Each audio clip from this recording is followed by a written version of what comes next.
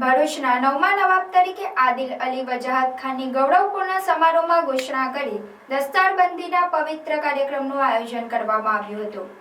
ભરૂચના રાજવંશ પરિવાર તરીકે ભરૂચના નવાબમાં વર્ષોથી ચાલતી પરંપરા કે જે દર પેઢી નવાબ પ્રથા પોતાના વંશજને અર્પણ કરવામાં આવે છે, જે પ્રસંગને દસ્તાર કહેવામાં આવે છે, જેમાં પિતા નવાબ હોય અને કોઈ કારણોસર પિતા પોતાના વંશજને એટલે કે પોતાના પુત્રને પાઘડી બાંધી રાજવંશની કાર્યકિર્દી સોંપી દે છે।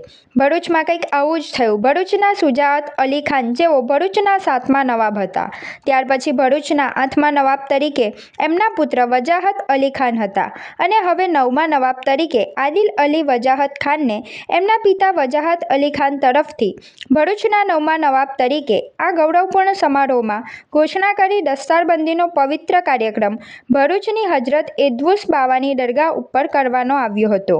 ભરૂચના આ નવાબ પરિવાર વંશ મુહદ્દદ નવાબ મિર્ઝા શુજાઅત અલી ખાન નિઝામી સુધી પહોંચે છે, જેમને પરિવારની સૌથી મોટી અને સૌથી જૂની શાખના વડા માનવામાં આવે છે અને જેમનો વંશ હજુ પણ પરિવારમાં વિશેષ મહત્વ અને પ્રતિષ્ઠા ધરાવે છે।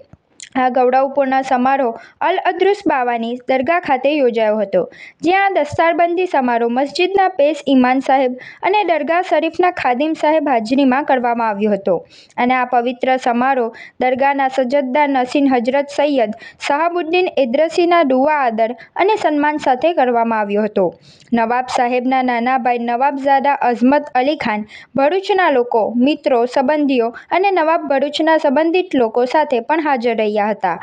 આ શુભ પ્રસંગે નવાબ સાહેબની માતા તથા સંબંધીઓ ઝૈનુદ્દીન વફુદ્દીન સૈયદ અને અઝહરુદ્દીન વફુદ્દીન સૈયદ આ સમારોહની વ્યવસ્થા ઉત્તમ તરીકે કરી હતી, દુઆઓ આપી હતી।